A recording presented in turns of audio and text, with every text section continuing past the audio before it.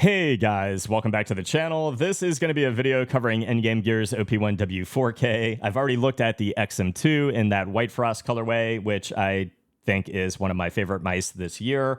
Probably my main moving into 2025, but we'll see. It's a tight call right now between that and the Vaxi Sora.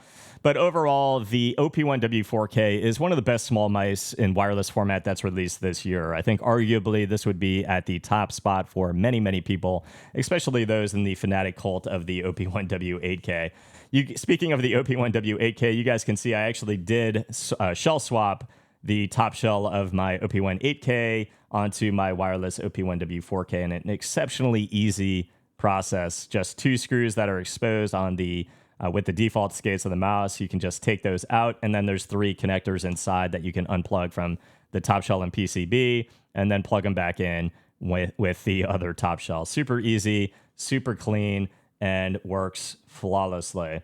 Now, getting to the OP1w 4K, I can sit here and show you guys a build integrity test, but there's just absolutely nothing with the build on this mouse that is a problem. I can push in any direction. There's literally no movement whatsoever except on the bottom shell, just like every mouse on the market. Overall, mouse 4 and mouse 5 use Kale GX 2.0s. Very clicky, very tactile, and super responsive. Minor pre-travel, minor post-travel, like literally almost no post-travel whatsoever.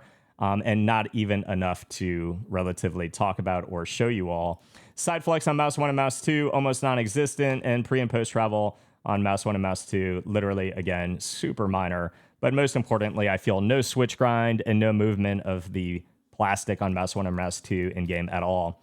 Those Kale GX switches on the main buttons feel super light, crisp, responsive, and you get that nice, light, tactile feedback audibly.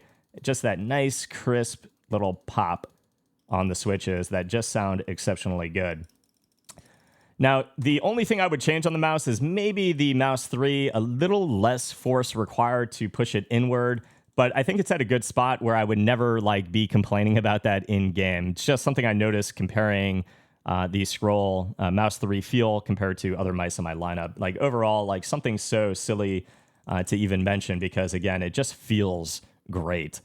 The TTC Silver encoder here, it is well-defined steps scrolling both up and down. Feels fluid, but it does have some more noticeable bumps than compared to some other mice. Overall, though, absolutely no issues, tap strafing, etc. in Apex with that TTC Silver encoder here. Everything just feels exceptionally good and very hard to nitpick. Overall, I think your main decision here is going to boil down to whether or not you like that OP1 4K shape. And for me personally, I do think it's one of the best shapes on the market right now for smaller mice. Comparatively to the HitScan Hyperlight, which I did say was the best small mouse this year, it's going to be a tight call, I think, for a lot of people. The OP1 4K just remains a little bit more comfortable feeling, maybe, if you are somebody who likes to have that hump a little bit further back and a little bit more high in comparison to the HitScan Hyperlight. The HitScan Hyperlight, the way the mouse kind of hits you in the hand, it's kind of this U shape. So when you put your hand on it, you can feel the bottom of your palm going up, and then it abruptly comes down towards that very low height on the mouse 1 and mouse 2. I think it feels really good because it locks your hand into place and just really does feel like a great targeted experience in game. Again, the OP1w 4K feels significantly different from the HitScan Hyperlight. Again, with that humping a little bit more towards the rear end. And it just, again, it feels like a super comfortable experience, and the grip width feels, I think, really nice on the OP1w 4K. Once you get used to it, especially mixed with that coating, the coating here is the star of the show. It really helps keep my right side fingers locked into the mouse without dropping down. Whatever Endgame gear does to the coating of the mouse, I think it's the star of the show mixed with the shape, if the shape works for you. It's just a absolutely fantastic combination. Now, the OP1w 4K, obviously, I think a thing that people are going to yap about. You guys can look at the specs on the side of the box, etc. We've already gone over pretty much all of it, but the mouse uses a 3395 sensor. The battery is a 335 mAh. and the weight is advertised around 58 grams. On my scale, the weight of the mouse comes in at 59 grams. And like, that's just not anything that I would ever complain about. To me, the most important thing in a mouse is the weight balance. I can have a 45-gram mouse, and if the weight is like too targeted in one area, it's going to feel like crap.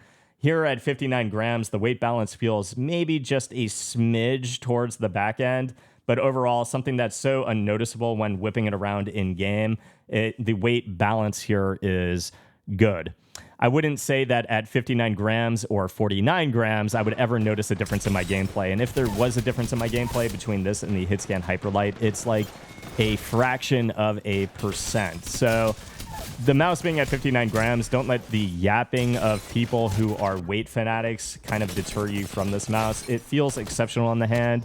And personally, I'd like to have a little bit more meat under my hand. I just feel like it provides a little bit more stability in this consciousness feel of like where my mouse is comparatively to something that just feels like an empty shell. So overall, like the weight here at 59 grams, I think the mouse feels superb. Build quality, the thing is built like an absolute tank. And the performance with a 3395 sensor, again, I would never notice a performance in my gameplay moving to a 3950. So if like those two things would deter you from using the mouse, they shouldn't. It's really going to boil down to if you like the shape and if you really love that in-game gear coating, which I do. The mouse just feels absolutely superb. For me, it's a really close running for best small mouse of the year between the Hitscan Hyperlight and the OP1w 4K. But I just find myself gravitating to the OP1 4K because the build quality just feels superb. And the coating, like the coating is just the star of the show. And the coating is just super hard to replicate on other mice, it seems. Like whatever Endgame does, again, it is pure magic. So that is really all I have, guys, for the OP1w 4K. The mouse feels absolutely fantastic in game. I am definitely going to be keeping this one moving into the future because it's a unique shape on the market. The build quality has been absolutely refined to an S tier level, and the performance, 2K, 4K, no stutters, no performance issues whatsoever. And it is a great complement to the other fantastic mouse that they released this year, the XM2 4K. That's going to be it for this one, guys. I hope it helped. If it did, please leave a sub to the channel. See you guys in the next review. Peace.